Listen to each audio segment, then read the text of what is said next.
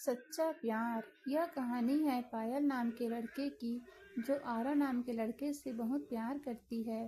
दोनों कॉलेज के वक्त से एक दूसरे के दोस्त थे। पायल और आरव एक दूसरे को बहुत अच्छी तरह से समझते थे। दोनों एक दूसरे के काफ़ी अच्छे दोस्त थे। पायल और आरव हर मुश्किल वक्त में एक दूसरे का साथ देते थे और खुशी के मौके पर भी वो एक दूसरे के साथ होते थे।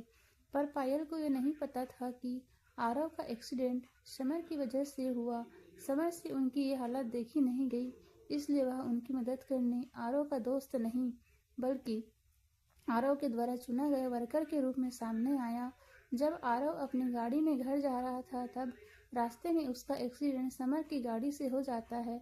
आरव ये हादसा बर्दाश्त नहीं कर पाया।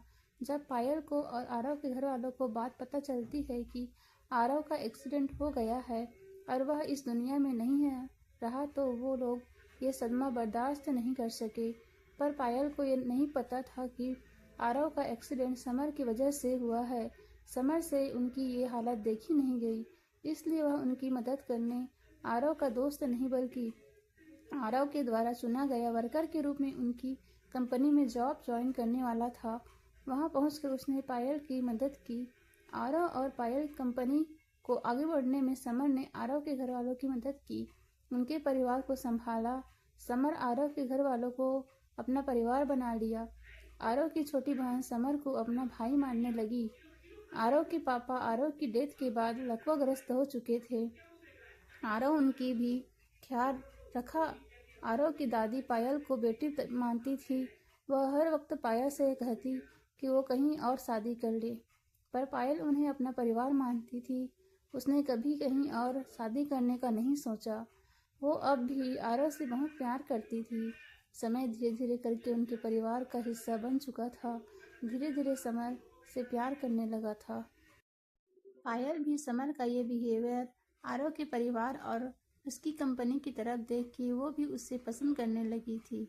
पर समर ने कभी उससे अपने दिल की बात नहीं की, क्योंकि उसे डर था कि जिस दिन सच्चाई सबके सामने आएगी तो सब उससे नफरत करेंगे। लेकिन आरव की दादी यही चाहती थी कि पायल की शादी हो जाए। समर ही है जो उसे समझ सकता है और प्यार भी करता है। ये सब देखकर समर ने सच्चाई बता दी कि सबको कि कैसे अनजाने में उससे एक्सीडेंट हो गया और आरव की डेथ हो गई। ये सच सुनने के बाद सबको काफ़ी दुख हुआ और गुस्सा भी आया। समर पर पायल को बहुत गुस्सा आया और उसने समर से शादी के लिए इनकार कर दिया। इस सब के बाद समर वापस जब अपने घर जा रहा था, तब उसका एक्सीडेंट हो गया।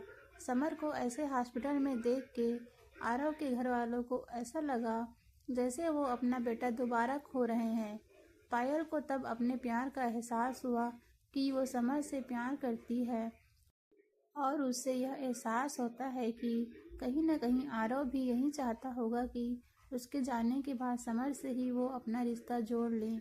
फिर पायल को समर के बैग से एक डायरी मिलती है, जिसमें समर ने लिखा होता है कि वो पायल से कितना प्यार करता है, पर अपनी अनजाने में की गई गलती से डरता है। उसने सब कुछ उस डायरी में लिखा होता है, अपनी फीलिंग्स, आरव की दोस्ती, परिवार का प्यार। ये सब पढ़कर पायल को एहसास होता है कि समर भी उससे प्यार करता है और वो भगवान से प्रार्थना करती है कि समर बच जाए, और भगवान ने उसकी सुन ली। कुछ देर में डॉक्टर बताते हैं कि समर अब सुरक्षित हैं और समर के ठीक होने के बाद समर और पायल दोनों शादी कर लेते हैं और खुशी खुशी अपनी ज़िंदगी बिताते हैं। और पायल, जिसको लगता था कि वो अब किसी से प्यार नहीं कर पाएगी, ये मान लेती है कि दोबारा किसी और से सच्चा प्यार किया जा सकता है।